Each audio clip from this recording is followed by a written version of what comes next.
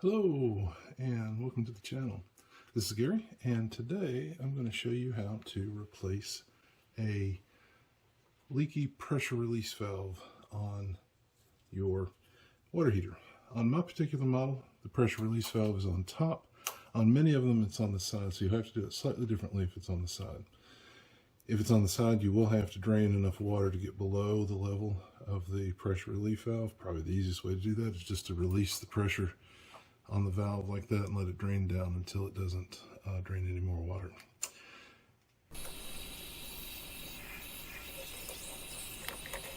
This is why I had to replace the pressure relief valve.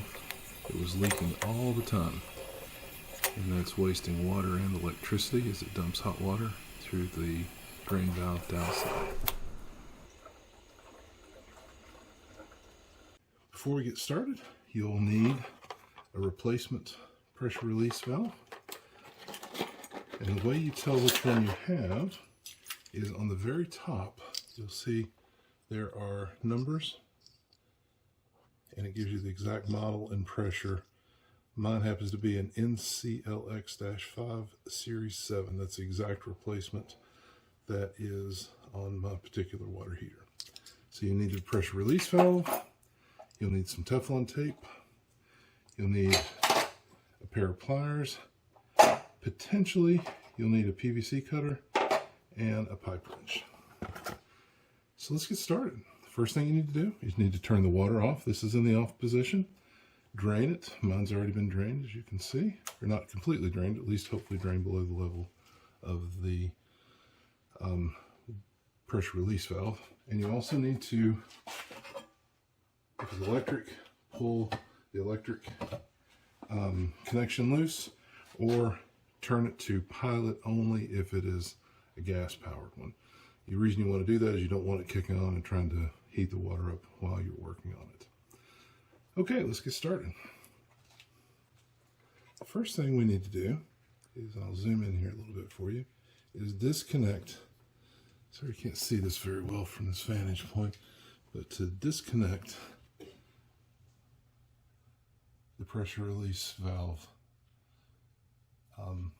overflow drain. In my particular version, it goes down and out the side of the house. I have actually already cut this. Technically, the plumber is not supposed to have that be completely glued together, but in my case they did, so I've actually cut it and popped it loose. I did that before I put it on camera. You'll see now that it's loose. Next thing we need to do is see if we can get this part loose so that we can rotate it. See, I can't rotate it fully with that in place, and when it's glued you can't turn it because it's glued in place. So let's see if we can get it loose.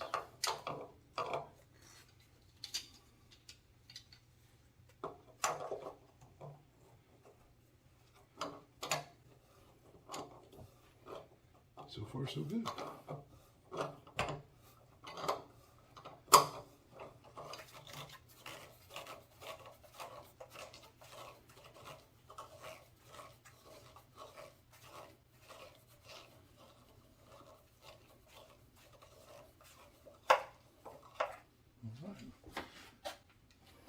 Set it out of the way.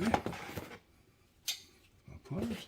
And now we're going to try to take this loose. It's a normal thread, so I should be able to rotate it counterclockwise and get it loose. Hopefully it's not too tight.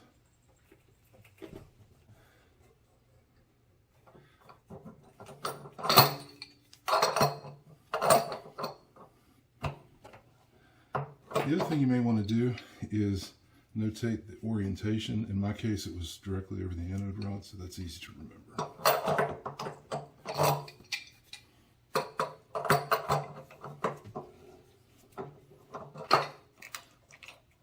Looky there, how easy that was.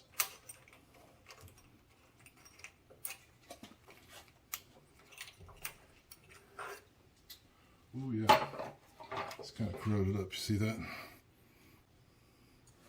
And on the inside, you can see that the sealing surface is corroded. It's supposed to look like this on the inside. Can you see that?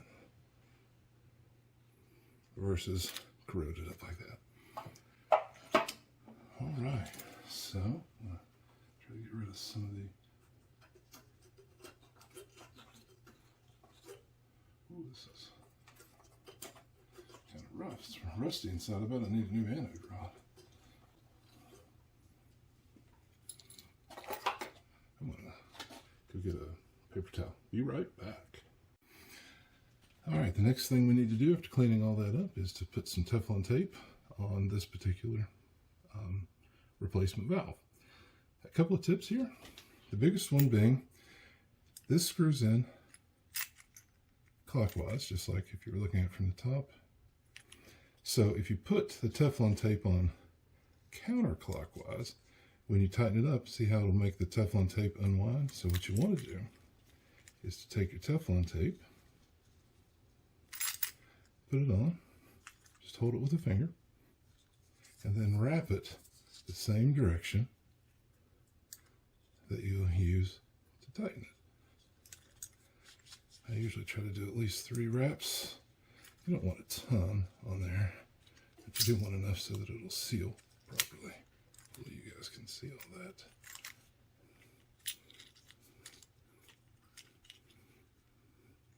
There we go. And now we have Teflon tape. So we'll just put it in.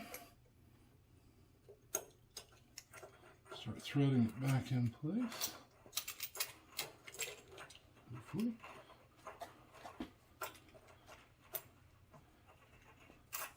Yeah.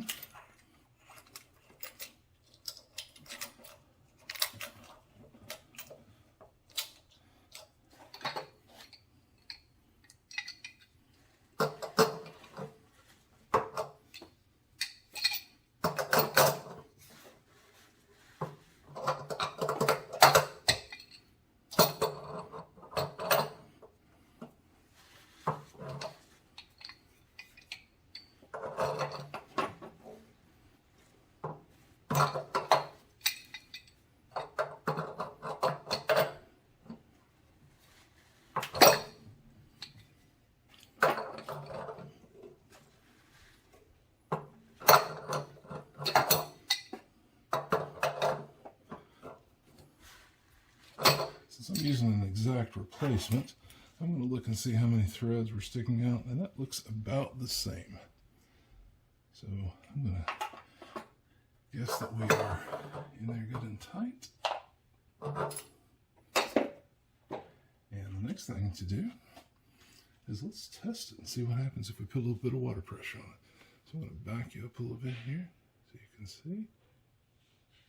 The water valve is right up here. Let's see what happens. Water pressure's on, no leaks. This is good. Now we'll take this. We'll do the same thing except with the plastic. Since it screws in the same direction, because when you screw it in, you go clockwise. But with plastic, you have to be a little bit careful. Generally, you don't use Teflon tape on plastic. In this case, they had it on there, so I'm going to put just a little bit. Oops, dropped my Teflon tape. That's okay. So we'll put it in, turn a little bit, get it started.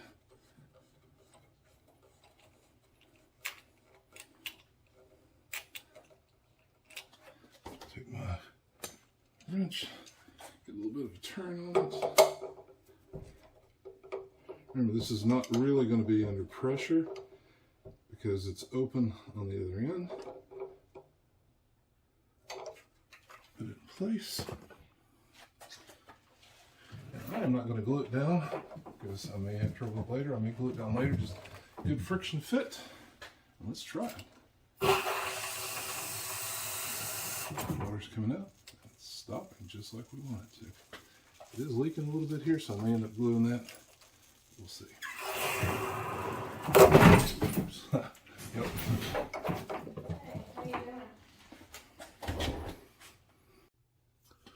So let's zoom in here again, and you'll see I just reconnected it. When I tested it, it did pop loose.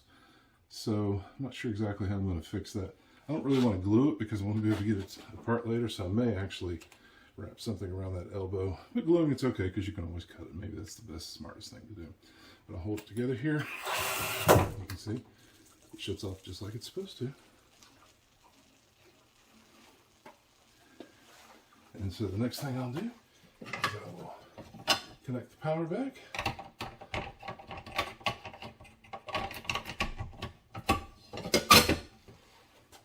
And we'll let her heat up. And that is that. Hope you enjoyed it.